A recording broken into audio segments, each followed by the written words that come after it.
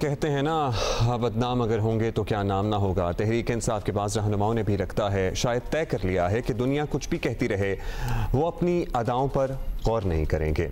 खबर देने पर सहाफ़ियों को हरासा करना, सोशल मीडिया पर ट्रोलिंग या हुकूमती अपोजिशन का पोजीशंस का नाजायज़ इस्तेमाल करना, अपोजिशन पे इल्ज़ामात लगाना, सहाफ़ियों पे इल्ज़ामात लगाना, अपना हर काम वो दुरुस्त समझते हैं और ये झूठे इल्ज़ामात की बात हो रही है। वज़ीर आला खैबर पख्तूनख्वा की मुशीर बराए सोशल वेलफेयर मिशाल यूसुफजई भी कुछ इसी किस्म की रविश पर चल रही हैं। जियो न्यूज़ की रिपोर्टर नादिया सबोही ने खबर दी कि उनके लिए महकमे ने नई गाड़ी की खरीदारी की मंजूरी के लिए वज़ीर आला को समरी भेजी है। मिशाल यूसुफजई के लिए 1,70,00,000 रुपए से जायद की गाड़ी खरीदी जाएगी। मिशाल यूसुफजई ने खबर पर मौक़िफ़ देते हुए कहा कि यह समरी ज़रूर भिजवाई गई थी लेकिन उन्होंने वापस कर दी। यहाँ तक तो ठीक था, लेकिन उसके बाद मिशाल यूसुफजई ने जो किया वो इंतहाई अफसोसनाक और काबिल मज़म्मत था। उन्होंने उल्टा नादिया सबोही पर इल्ज़ाम लगाया कि सहाफ़ी खातून ने उनसे पैसे मांगे और ना देने पर खबर नशर कर दी। अपने दिफा में मिशाल यूसुफजई ने खातून रिपोर्टर के साथ चैट जो थी उनकी, उसके स्क्रीनशॉट्स शेयर किए और इसमें पैसे मांगने का कोई जिक्र तक मौजूद नहीं था।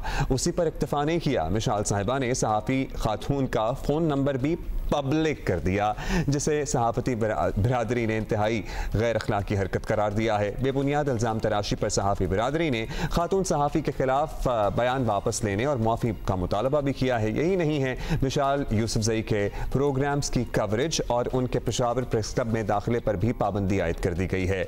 मिशाल यूसुफजई पिछले दिनों ख़वातीन को इमदाद देने के दौरान फ़ोटोशूट कराने पर भी तनकीद की ज़द में रही थीं, जिस पर पार्टी क़यादत ने तमाम रहनुमाओं को इमदाद देने के दौरान तस्वीर जारी करने से मना कर दिया था।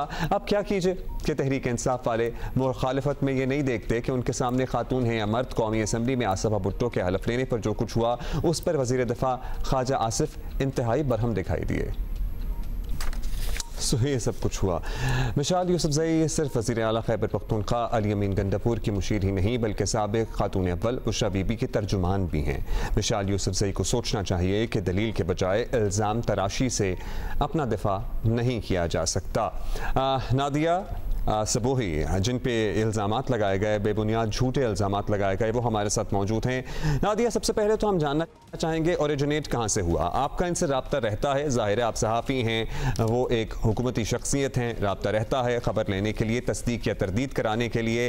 ये जो आपने खबर जिसका स्क्रीनशॉट अब दुनिया ने देखा, सोशल मीडिया पे इन्होंने पोस्ट कर दिया था, गाड़ी के बारे में आप इनसे सवाल कर रही हैं, क्या गुफ्तगू शुरू हुई? आपने इन्हें फ़ोन किया या बस व्हाट्सएप चैट पर ही बात हो रही थी? अच्छा, सबसे पहले तो मैं आपको ये क्लियर कर दूं कि पीटीआई की हुकूमत तीसरी मरतबा आई है खैबर पख्तूनख्वा में, लेकिन हम सहाफ़ियों का मसला ये रहा है कि पीटीआई की जानिब से जब भी किसी स्टोरी पे काम किया जाए या सहाफ़ियों के साथ उनका कम्युनिकेशन गैप हमेशा रहा है और अभी भी है। ये खातून मुशीर जो हैं मिशाल यूसुफजई, जब मुझे डॉक्यूमेंट्स मिल गए तो मैंने कोशिश की कि क्योंकि एक सहाफ़ी जो अपनी स्टोरी करता है तो इम्पार्शल सहाफ़ी है, वो चाहता है कि मेरी स्टोरी की दोनों साइड्स को कवर किया जाए ताकि वो जब पेश करे तो उसकी स्टोरी साउंड हो।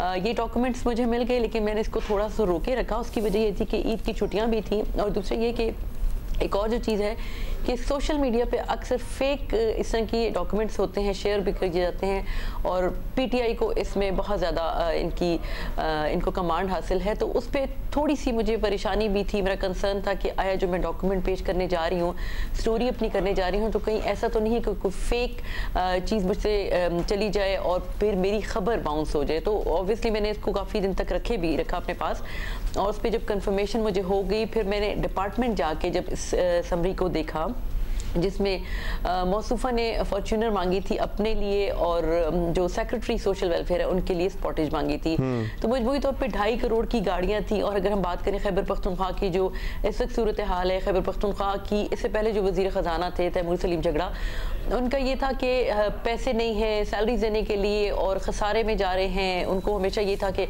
वफाक की तरफ से बकायाजात की अदायगी नहीं हो रही, तो अभी भी इनका ये कंसर्न है।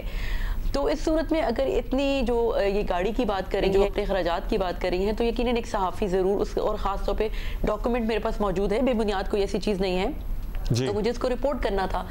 उसके बाद जब मैंने अपनी स्टोरी पे काम कर लिया तो मुझे इनका मौक़िफ़ चाहिए था कि मैं बाउंड थी उनसे मौक़िफ़ लेने के लिए।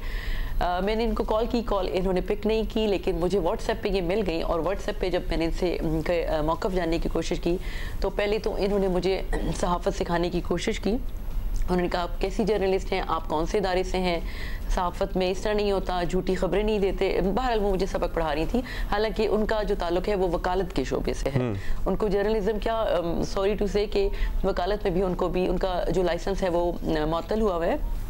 तो उनको मैंने बहुत पोलाइटली ये कहा कि बीबी मैंने आपसे जो मौक़िफ़ जानने की कोशिश की है तो इसलिए कि मेरी स्टोरी है, आपके मतलब है, आपकी तरफ से समरी है, तो मुझे आपका मौक़िफ़ चाहिए ताकि मेरी स्टोरी साउंड हो जाए।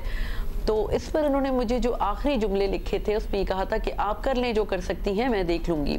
बहुत अजीब सी इनकी वो थी। लेकिन बहरहाल जब मैंने स्टोरी अपनी 2 दिन पहले जब ये स्टोरी मैंने ब्रेक की तो उसके बाद जो सबसे अहम ये है कि 2 घंटे तक ये अडियाला जेल में थी। बानी पीटीआई से इनकी मुलाकात थी, चूँकि बुशरा बीबी की भी तर्जुमान हैं और ये आजकल बड़ा वावेला किए हुए हैं कि उनको जहर दिया जा रहा है और मैं उनके साथ हूँ वटेवर। और जबकि पार्टी की तरफ से दूसरी जानब से बहुत सारे लोग इसकी तरदीद करते हैं कि ऐसी कोई चीज़ नहीं है, ये अपनी तरफ से लगी होती है। टिकटॉकर हैं, सबसे पहले तो टिकटॉक बनाती हैं, उसमें साबित करती हैं कि जी ये बुशरा बीबी और ख़ान साहब जो हैं बानी पीटीआई वो इनको बहुत करीब, इनके साथ बहुत ज़्यादा करीब हैं। और फिर इन्होंने मुझे ये भी लिख के भेजा था कि खैबर पख्तूनख्वा की काबीना में मैं वाहिद नॉमिनेटेड हूँ जिनको बानी पीटीआई ने नॉमिनेट किया था। इनको ये भी जोम है। तो मेरा इनकी वैसे ये कुर्बत बानी पीटीआई और उनकी अहलिया से ये ज़रा रीसेंट है या बहुत अरसे से है? देखिए मेरी 26 साल की सहाफ़त में मैंने इनको कहीं नहीं देखा।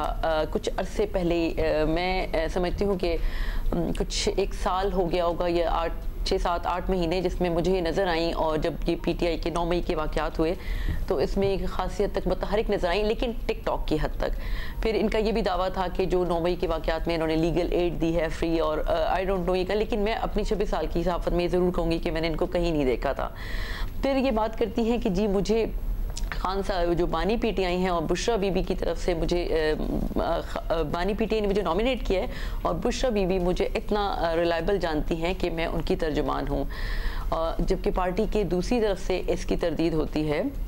कल शानदाना गुलजार साहिबा का भी एक बयान था अडियाला जेल के बाहर कि जो बानी पीटीआई हैं वो इस तरह की चीज़ों को नहीं मानते और बहुत सारे ऐसे लोग जो कहते थे कि हम उनके करीब हैं या उनकी वजह से आए हैं तो उन्होंने उनको हटाया है। उन्होंने ढके छुपे अल्फाज की में तरदीद भी की कि ऐसा कुछ नहीं है। बहरहाल ये बीबी जो हैं इनकी बड़ी जोम में हैं और ये इन्होंने व्हाट्सएप पे भी मुझे कि मैं तो वाहिद नॉमिनेटेड हूँ मुशीर जो बानी पीटीआई ने मुझे कर रखा है। उसके बाद भी जब ये उस दिन जिस दिन खबर मैंने ब्रेक की तो ये 2 घंटे तक उस अडियाला जेल में थी, मुलाकात थी इनकी। जब ये बाहर आई तो इनको अंदाज़ा हुआ होगा कि ये स्टोरी ब्रेक हुई है तो इन्होंने मुझे ये लिखा। इससे पहले भी इन्होंने मुझे कहा था कि आप किसी से पैसे ले रही हैं, पेरोल पे हैं, तो शायद आप, अच्छा इसमें पार्टी में जो इख्तलाफात हैं कि इनका जो मेरे पास चैट में है कि एक सीनियर वकील हैं मौज़म भट्ट जो मरकज़ी तर्जुमान हैं पीटीआई के, उनके बारे में इनका ये कहना था कि वो एडवोकेट जनरल लाना चाह रहे थे तो उनको जब नहीं लाया गया और मुझे मुशीर बना दिया गया तो वो मेरे खिलाफ प्रोपेगेंडा कर रहे हैं। उस प्रोपेगेंडा में आप भी शामिल हैं और आप उनके पेरोल पे हैं। बीबी ने एक तरफ तो मुझे इस तरह ब्लेम कर दिया, दूसरी जानिब मेरा मौज़म भट्ट साहब के साथ कोई ऐसा रब्ता नहीं क्योंकि मेरी स्टोरी ना तो किसी कानून के हवाले से थी, मेरी स्टोरी सोशल वेलफेयर के हवाले से थी। वहाँ से एक समरी तैयार हुई है, वज़ीर आला ने इसको मुस्तरद किया है। मेरी स्टोरी बिल्कुल कतन किसी उसमें नहीं थी। तो इन्होंने मुझे ब्लेम किया। स्टोरी जब ऑन एयर हुई, ब्रेक हुई, जियो ने ब्रेक की और उसके बाद इन्होंने 2 घंटे बाद अपना रिएक्शन ये दिया कि आपको बहुत सारे बॉयज़ जो मेरे पास रिकॉर्ड में हैं, बॉयज़ और मौज़म भट्ट आपको पेमेंट देते हैं, आप पेरोल। अच्छा, अब तो ये सारा उन्होंने इल्ज़ाम लगा दिया कि मौज़म भट्ट से आपने पैसे लिए फलाना ढमकाना, और उन्होंने आपका नंबर, मैं ये यहाँ पे एम्फसाइज ज़रूर करके पूछना चाहता हूँ आपसे, सोशल मीडिया पर जारी कर दिया। उसके बाद मुझे बताइएगा कि आपके साथ क्या हुआ। देखिए पहले जो इनके 2 मैसेजेस आए कि आप पेरोल पे हैं, उसके बाद कुछ देर खामोशी हुई और मैं यही समझी कि चूँकि मेरी ज़ात के हवाले से कोई स्टोरी थी, ना ही मेरा इनके साथ कोई ज़ाती वो था, ना कोई मफाद था। 2 घंटे बाद मुझे लोगों ने फ़ोन करके कहा कि आपका नंबर जो है वो पब्लिक हो गया है और आफ्टर 2 आवर्स मेरा मोबाइल 1 सेकंड के लिए नहीं खामोश हो पा रहा था और मुझे इतनी कॉल्स, इंटरनेशनल कॉल्स और जो हरासमेंट कि हम आपके घर में मिसाइल फेंकेंगे, हम आपको फायर कर देंगे, हम आपको ये कर देंगे। आपको मालूम है कि वो मेरी क्या है और मिसाल यूसुफजई के बारे में आप जानती हैं कि वो कौन है, हम उनके साथ हैं। अच्छा, ये अगर हम मजमूई तौर पर इसका मवाजना करें तो 98% ऐसे लोग थे जो PTI से उनका ताल्लुक है, मेरे पास रिकॉर्ड में है, और वो इसकी मजम्मत कर रहे थे और वो ये कह रहे थे कि बिल्कुल आपने अच्छा किया, क्योंकि वज़ीर आला खैबर पख्तूनख्वा ने जब ओथ लिया था उसके बाद जब ये सीनियर सहाफ़ियों से मिले थे, उनका ये कहना था कि हम हुकूमत में आए हैं और हम चाहते हैं कि जो सहाफ़त में जितने भी लोग हैं, जो सहाफ़ी हैं, उसमें बताया जाए, पॉइंट आउट किया जाए कि हमसे क्या गलतियां हो रही हैं, हम कैसे इम्प्रूव कर सकते हैं और हमारा जो अच्छा काम है। अच्छा, अब आप बताइएगा, सहाफ़ती तंजीमों ने भी रिएक्शन दिया, जाहिर है प्रेस क्लब ने भी अपना मौक़िफ़ दिया, अभी क्या स्टेटस है? आप इनके खिलाफ कोई केस भी दायर करेंगी डिफेमेशन का, झूठा इल्ज़ाम लगाने का? उसके बाद क्या इन्होंने अपने एक्शन की तस्दीक करने की कोशिश की है? इन्होंने आपसे कोई माजरत की है? अब तक नहीं की है? कोई रब्ता किया है, नहीं किया है? देखिए, हमारी खैबर यूनियन ऑफ जर्नलिस्ट है, पेशावर प्रेस क्लब की काबीना है, कल एक जिरगा हुआ, हमारा पख्तून कल्चर है और एक खातून के हवाले से और मेरी 26 साल सहाफ़त एक तरफ और ये मेरी क्रेडिबिलिटी के हवाले से बात कर रही है कि मैं इनसे, एक तो मैं अपने इदारे की बड़ी मशकूर हूँ क्योंकि मेरा इदारा ने हमेशा, मैं 26 साल से एक ही ग्रुप के साथ हूँ और उसने हमेशा मुझे अच्छा पे किया है। एक तो ये चीज़, दूसरी बात है कि उसकी तरफ से भी मुझे सपोर्ट है, अपनी जो सहाफ़ती तंजीमें हैं उनकी तरफ से भी मुझे खासी हद तक, बल्कि मैं कहूँ कि उन्हीं की वजह से जो मुझे मॉरल सपोर्ट मिली है और आज मैं इस काबिल हूँ। यकीनन जो इन्होंने मेरा नंबर पब्लिक किया, जो मुझे हरासमेंट का सामना करना पड़ा है, जो मुझे मेरी लाइफ को थ्रेट्स हैं, मैं अपने बच्चों को अगर भेज रही हूँ तो उसमें भी मुझे परेशानी का सामना करना पड़ रहा है कि आया कोई ऐसा काम तो नहीं हो जाएगा। ऑब्वियसली हम जर्नलिस्ट तो हैं लेकिन हमारी जो प्रॉब्लम्स हैं वो भी दुनिया से ढकी छुपी नहीं है। तो उसमें यह है कि मैं बिल्कुल अदालत का दरवाज़ा खटखटाऊंगी, मुझे इंसाफ चाहिए। मैं एक खातून हूँ, मैं खैबर पख्तूनख्वा की बेटी हूँ, मैं खैबर पख्तूनख्वा के लिए काम करती रही हूँ। I am the first TV journalist of Khyber Pakhtunkhwa जिसने कैमरा पकड़ा था और मेरे इदारे को ये क्रेडिट जाता है। Nadia, we are very proud of you. आपने खैबर पख्तूनख्वा में, आपको पता ही है, एक खातून का वैसे रिपोर्टिंग करना मुश्किल है, दहशतगर्दी की जो लहर रही है उसमें भी आपने फ्रंट फुट पर रहकर तमाम इवेंट्स कवर किए, हमारे देखने वालों तक, हम तक तमाम हक़ाइक़ अपनी आंखों तक हाल पहुंचाया। Thank you for your services. अब FIA साइबर क्राइम से भी क्या रब्ता किया जा सकता है इस तरह सोशल मीडिया पर, अगर किसी खातून का नंबर कोई पब्लिक कर दे, कोई पब्लिक फिगर ही, जो खातून भी सहाफ़ी हो? अब मैं आपकी सवाल को मैंने कहा क्या साइबर FIA से रब्ता किया जा सकता है, क्योंकि उन्होंने आपका टेलीफोन नंबर पब्लिक किया जिसके नतीजे में आपको धमकियां मौसूल हुई, दुनिया भर से आपको कॉल्स की गई जिसमें कुछ हिरास भी किया गया। सो क्या FIA साइबर क्राइम से भी रब्ता किया जा सकता है? जी बिल्कुल। आज चूँकि कल हमारी जो प्रेस क्लब की काबीना है, खैबर यूनियन ऑफ जर्नलिस्ट है, मेरा अपना इदारा है, तो उसमें हमने मुशावरत भी की। और पहले तो ये जो खैबर पख्तूनख्वा की यूनियन है, यूनियन जर्नलिस्ट और हमारे जो है जितनी भी सहाफ़ती तंजीमें, उन्होंने ये डिमांड की थी कि एक तो ये वो डिलीट कर देंगी जो इन्होंने ट्वीट किया था, तो वो तो इन्होंने डिलीट कर दिया है। लेकिन क्या ये अजाला हो सकेगा? जो मुस्तकिल बुनियादों पर मुझे इतनी कॉल्स आ रही हैं, मुझे थ्रेट्स मिल रही हैं और मेरी फैमिली इतनी मुश्किल में है, तो उसके लिए यकीनन साइबर क्राइम्स जाने का मैं हक भी रखती हूँ, उधर मैं अपनी शिकायत भी करवा सकती हूँ और मैं अदालत भी जाऊँगी। अदालत भी जाएंगी, साइबर क्राइम भी जाने का आप हक रखती हैं, सर्टनली आपको जाना भी चाहिए। मगर इसके बाद कोई remorse, really I want to know कि इनकी पार्टी में से तो दीगर लोग आपसे शायद राब्ते में होंगे, मगर इनकी तरफ से कोई अपॉलॉजी या सिर्फ इन्होंने बस ट्वीट डिलीट कर दिया जिसमें उन्होंने आप पे झूठा इल्ज़ाम लगाया था, दैट्स इट?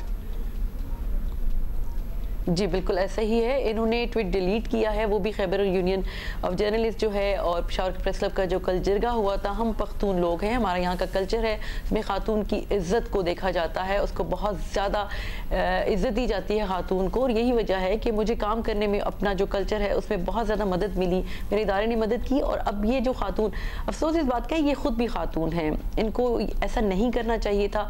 मुझे इनकी ही अपनी पार्टी से कहा गया कि आप भी इनका नंबर पब्लिक करें और आप भी उनके साथ, लेकिन मैंने एक भी जवाब नहीं दिया, क्योंकि मुझे ये लगता है कि मेरी 26 साल की जो सहाफ़त है उसमें मुझे बहुत सारी जगहों से बहुत अप्रिशिएट किया गया, मुझे यकजहती का इजहार किया गया कि हम आपके साथ हैं। तो ये मेरे ख्याल है मेरी सबसे बड़ी ताकत ये है, बजाय इसके मैं इनको एक दो जवाब नहीं, जाहिर है कि मैं भी कोई अगर नीच हरकत करेगा तो हम जिस पोजीशन पे बैठे लोग हैं हम उसका जवाब किसी एक और नीच हरकत से तो दे नहीं सकते।